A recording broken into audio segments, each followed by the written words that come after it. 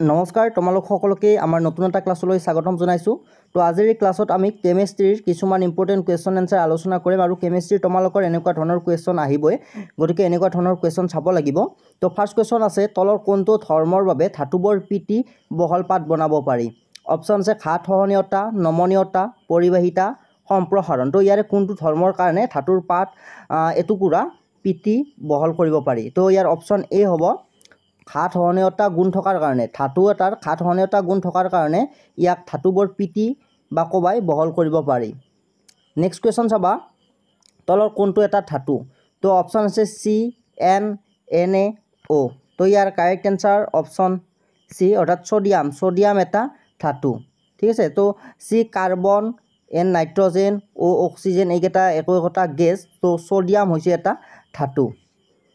Next চাবা, তলৰ কোনটো অধাতু?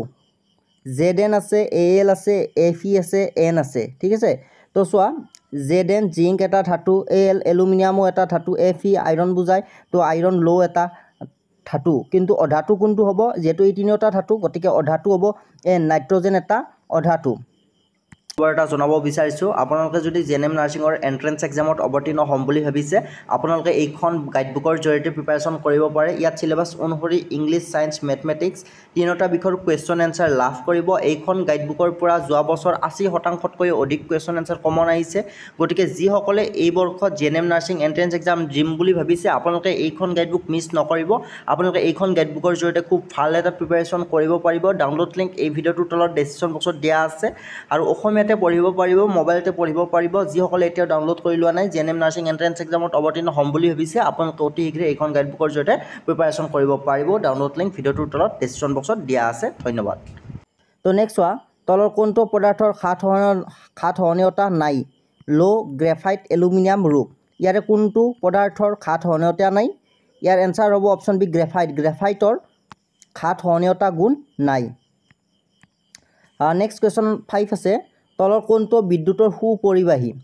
ছালফাৰ, আয়ডিন, গ্ৰেফাইট, কাঁচ। ইয়াৰে কোনটো পদাৰ্থ বিদ্যুতৰ সুপৰিবাহী হয়? ইয়াৰ শুদ্ধ এনচাৰ অপশ্যন চি হ'ব গ্ৰেফাইট। গ্ৰেফাইট বিদ্যুতৰ সুপৰিবাহী। নেক্সট চোৱা, তলৰ কোনটো ধৰ্মৰ বাবে ধাতুবোৰ টানি দীঘল কৰিব পাৰি? পৰিবাহিতা, ঘাত সহনীয়তা, নমনীয়তা, উজ্জ্বলতা। তো ইয়াৰ অপশ্যন চি কাৰেক্ট এনচাৰ হ'ব নমনীয়তা গুণৰ কাৰণে ধাতুবোৰ টানি বহল কৰিব পাৰি। তো কনফিউজ নহ'বা। তো চোৱা, ধাতুৰ ঘাত সহনীয়তা গুণ থকাৰ কাৰণে ধাতুবোৰ পিঠি বহল কৰিব পাৰি আৰু দীঘল কৰিব পাৰি নমনীয়তা গুণ থকাৰ কাৰণে। তো নেক্সট কুৱেশ্যন চোৱা, আঘাত কৰিলে অনুৰণিত শব্দ সৃষ্টি কৰা ধাতুবোৰক কি বোলে? নমনীয়, উজ্জ্বলতা, কঠিন বা জংকাৰকাৰী। তো ইয়াৰ কাৰেক্ট এনচাৰ অপশ্যন ডি হ'ব জংকাৰকাৰী বুলি কোৱা হয়। নেক্সট কুৱেশ্যন চোৱা, সাধাৰণ উষ্ণতাত তলৰ কোনটো ধাতু তৰল অৱস্থাত থাকে? এফ ই, জেড এন, এ জি, এ এল। তো ইয়াৰ কাৰেক্ট এনচাৰ অপশ্যন চি এ জি। তো এ জি কাৰ সাংকেতিক চিহ্ন আছিল? তো পাৰাৰ সাংকেতিক চিহ্ন আছিল। এই কথাটো মনত ৰাখি থ'বা, পাৰাৰ সাংকেতিক চিহ্ন এ জি আছিল। পাৰা ইম্পৰ্টেণ্ট হয় আৰু পাৰা সাধাৰণ উষ্ণতাত তৰল অৱস্থাত থাকে। তো নেক্সট চাবা,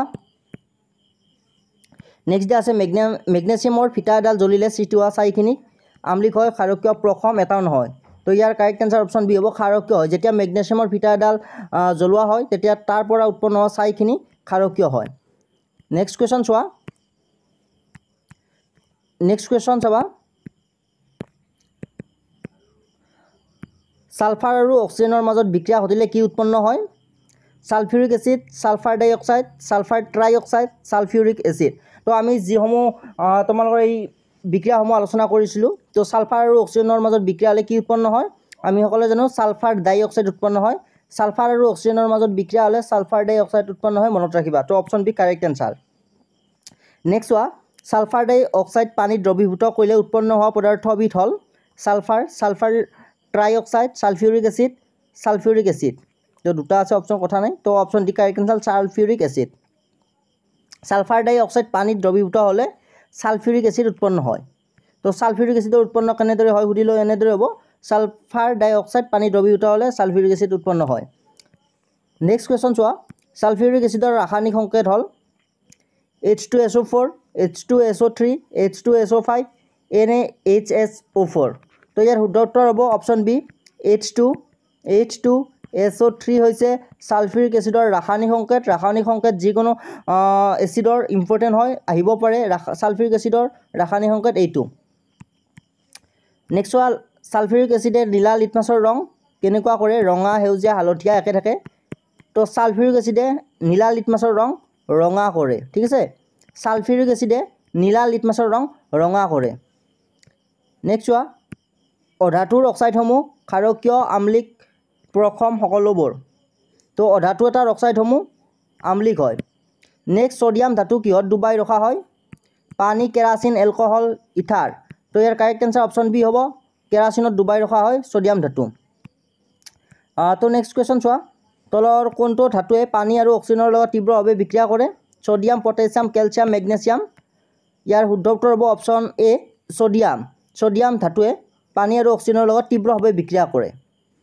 তো আহিব পাৰে ইম্পৰ্টেণ্ট হয় কোনটো ধাতু পানী আৰু অক্সিজেনৰ লগত তীব্ৰভাৱে বিক্ৰিয়া কৰে সোডিয়ামে বিক্ৰিয়া কৰে তো যেতিয়া সোডিয়াম এটুকুৰা পানীত ডুবাই দিবা তো তেতিয়া তোমালোকৰ তীব্ৰভাৱে বিক্ৰিয়াৰ ফলত কি হয় ধোঁৱা ওলাই যায় তোমালোকে নেক্সট চোৱা খোৱা ছ'ডাত কোনটো ধাতু থাকে সোডিয়াম পটাছিয়াম মেগনেছিয়াম আইৰণ ইয়াৰ শুদ্ধ উত্তৰ অপশ্যন এ সোডিয়াম ধাতু থাকে Na+ বা সোডিয়াম ধাতু খোৱা ছ'ডাত থাকে নেক্সট চোৱা বায়ুৰ সংস্পৰ্শত তলৰ কোনটো জ্বলি উঠে ফসফৰাছ সালফাৰ Zn Mg তো বায়ুৰ